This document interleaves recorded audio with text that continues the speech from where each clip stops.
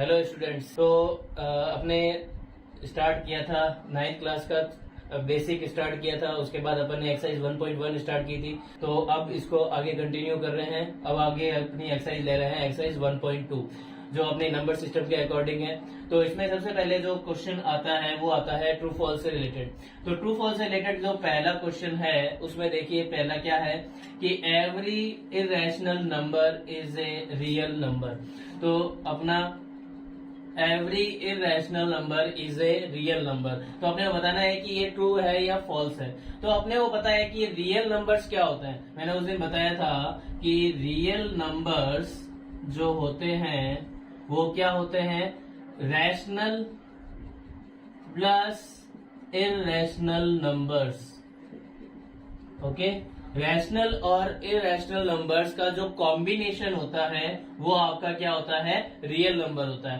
तो ये कह रहा है कि every irrational number is a real number, यानी सारे के सारे इरेशनल नंबर किसमें आ रहे हैं, रियल नंबर्स में आ रहे हैं। इसका मतलब ये जो आपका स्टेटमेंट है ये आपका डेफिनेटली क्या है, ट्रू है ना। तो रैशनल नंबर क्या हो गए, जिसको पी बाई क्यू की फॉर्म में लिख सकते हैं वो रैशनल नंबर हो गए, और जिसको पी बाई क्यू की फॉर्म में नहीं लिख सकते वो क्या हो गए, इरेशनल नंबर हो गए। और दोनों का जो कॉम्बिनेशन है, ठीक है, वो क्या होता है आपका रियल नंबर होता है। ओके, दोनों का जो कॉम्बिनेशन है वो क्या होता है आपका रियल नंबर होता है। इसका मतलब ये जो इरेशनल नंबर है वो डेफिनेटली रियल नंबर में तो होंगे ही होंगे। ओके, सो ये आपका क्या हो गया, ट्रू। फिर नेक्स्ट आता है आपका every point on the number line is of the form root m where m is a natural number। तो जहां पे m क्या होना चाहिए, नेचुरल नंबर होना चाहिए। जो भी अपनी नंबर लाइन पे पॉइंट्स डिनोट होते हैं, तो नंबर लाइन जैसे ये आपकी नंबर लाइन है, इस पे जितने भी नंबर डिनोट होते हैं जैसे 1 2 3 4 5, ये -1 -2 -3 -4, यहाँ तक भी दोनों साइड क्या होता है, इनफाइनाइट तक जाता है। तो अपने को ये कह रहा है कि जितने भी नंबर्स होते हैं वो सारे के सारे रूट एम की फॉर्म में होते हैं, जहां रूट एम क्या है, एक नेचुरल नंबर है। अगर सारे के सारे रूट एम की डिनोट में रूट एम की फॉर्म में डिनोट हो रहे होते तो नेगेटिव नंबर्स कभी भी नेचुरल नंबर्स नहीं होते। जबकि अपनी जो नंबर लाइन है उसमें क्या आता है, नेगेटिव नंबर्स भी आते हैं, नेगेटिव नंबर्स भी आते हैं। इस कारण ये क्या हो गया आपका, एक फॉल्स स्टेटमेंट हो गया। क्यों हो गया फॉल्स स्टेटमेंट, दोबारा देखिए कि नेचुरल नंबर्स बोला है इसने, जो रूट एम है वो क्या है आपका नेचुरल नंबर है, यानी 1 से लेकर इनफाइनाइट तक। नेचुरल नंबर्स क्या होता है, 1 से लेकर इनफाइनाइट तक होते हैं, है ना। जबकि अपने जो नंबर लाइन है उसमें नेगेटिव नंबर्स भी तो आते हैं, नेगेटिव नंबर्स -1 -2 -3 -4 वो भी तो आते हैं। तो ये कह रहा है कि जितने भी नंबर्स होते हैं सारे के सारे सिर्फ नेचुरल नंबर की फॉर्म होता है जो रूट एम में होता है। ठीक है, तो इसका मतलब क्या हो गया, ये आपका फॉल्स हो गया। ठीक है, तो ये 1 से स्टार्ट होते हैं, इस वजह से ये क्या हो गया, फॉल्स हो गया, क्योंकि नेचुरल नंबर बोला है अपने को। फिर थर्ड है आपका every real number is an irrational number. Every real number is an irrational number, तो ये कह रहा है कि हर एक रियल नंबर रैशनल नंबर होता है। जस्ट अभी अपन ने पहले पढ़ा था कि रियल नंबर जो होता है वो रैशनल प्लस इरेशनल होता है। तो सारे जो रियल नंबर्स हैं वो सारे के सारे ये कह रहा है इरेशनल होते हैं। अगर सारे के सारे इरेशनल होते हैं तो रियल नंबर्स में तो आपके रैशनल भी आते हैं, तो रैशनल कभी भी इरेशनल तो होते ही नहीं है। इसका मतलब ये स्टेटमेंट भी आपका क्या हो गया, फॉल्स हो गया। क्यों, क्योंकि रियल नंबर्स में आपका क्या होता है, रैशनल भी आता है, इरेशनल भी आता है। जबकि ये क्या बोल रहा है, खाली इरेशनल नंबर। तो इसका मतलब इरेशनल नंबर रियल नंबर हो सकता है, but real number irrational number नहीं हो सकता। तो ये स्टेटमेंट आपका क्या हो गया, फॉल्स हो गया। ओके, ये हो गया आपका फर्स्ट क्वेश्चन। अब जो नेक्स्ट है आपका वो क्या है आपका, are the square roots of all positive integers irrational, यानी जितने भी पॉजिटिव इंटीजर्स हैं वो सारे के सारे इरेशनल होते हैं। If not give an example of square root of a number that is rational number, यानी कि ये कह रहा है कि जितने भी पॉजिटिव इंटीजर्स है, पॉजिटिव इंटीजर्स का मतलब हो गया 1 2 3 4 5 6, इनका सबका जो स्क्वायर रूट है, इन सबका स्क्वायर रूट, यानी 1 का स्क्वायर रूट, 2 का स्क्वायर रूट, 3 का स्क्वायर रूट, 4 का स्क्वायर रूट, 5 का स्क्वायर रूट, 6 का, 7 का, 8 का, जितनों का भी स्क्वायर रूट है वो सारे के सारे क्या होते हैं, अपने इरेशनल नंबर्स होते हैं। तो ऐसा क्या पॉसिबल है? अगर है नहीं है तो आपको एक एग्जांपल देना है ऐसे स्क्वायर रूट का जो आपका क्या होता है, रैशनल होता है। ठीक है, सो सबसे पहले क्या लिखेंगे, no the square root of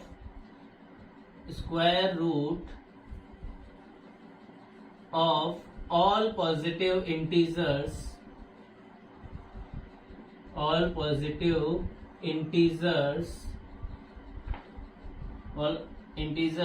are not irrational। अब अपने को एग्जांपल देना है, तो देखो 1 का रूट क्या होता है, 1 ही होता है। ओके, अपना 1 का रूट क्या होता है, 1 ही होता है। 1 को क्या लिख सकता है, 1/1 भी लिख सकता हूँ, यानी p/q फॉर्म आ गई।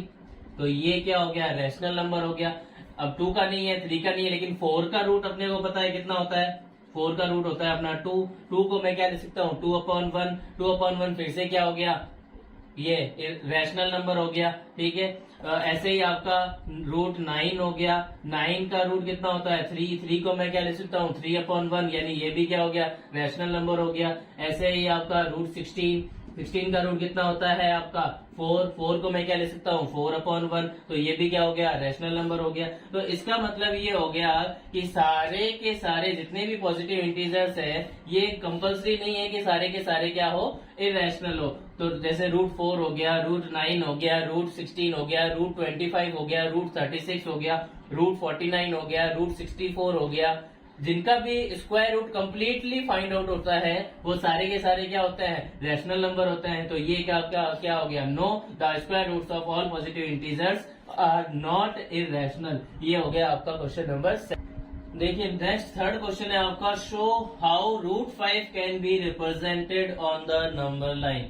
अपने को बताना है कि रूट 5 को नंबर लाइन पे कैसे डिनोट कर सकते हैं। रूट 5 को नंबर लाइन पे कैसे डिनोट कर सकते हैं। नंबर लाइन पे अपने क्या होता है, 1 2 3 4 5 6 या फिर -1 -2 -3। अब रूट 5 को नंबर लाइन पे कैसे डिनोट करेंगे, तो रूट 5 की अपने पास वैल्यू तो है नहीं, तो इसके लिए क्या करेंगे। अब रूट 5 आपने कहा देखा होगा, रूट 5 कैसे आता है कि जैसे आप सपोज दैट आपने एक राइट एंगल ट्राइंगल लिया,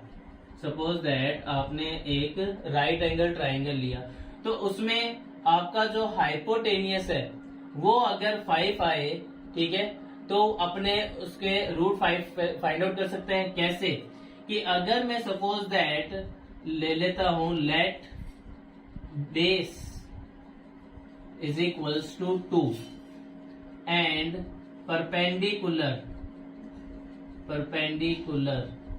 is equals to 1। Okay, base ले लिया मैंने 2 और परपेंडिकुलर ले लिया मैंने 1। ये ले लिया बेस और ये ले लिया परपेंडिकुलर। ये है आपका राइट एंगल ट्राइंगल। ओके, तो अब ये बेस है आपका, ये है आपका परपेंडिकुलर। ओके, ये है आपका परपेंडिकुलर। ओके, ये है आपका परपेंडिकुलर। और अपने को पता है कि 90 डिग्री के अपोजिट में जो होता है आपकी साइड, वो क्या होती है, अपनी हाइपोटेनियस होती है। ओके, तो ये मैंने 2 ले लिया बेस और 1 ले लिया परपेंडिकुलर। अब इससे अपना हाइपोटेनियस की वैल्यू क्या आ रही है, तो हाइपोटेनियस की वैल्यू अगर मैं निकालूं तो इसका एक पाइथागोरस फॉर्मूला होता है। क्या होता है, पाइथागोरस फॉर्मूला।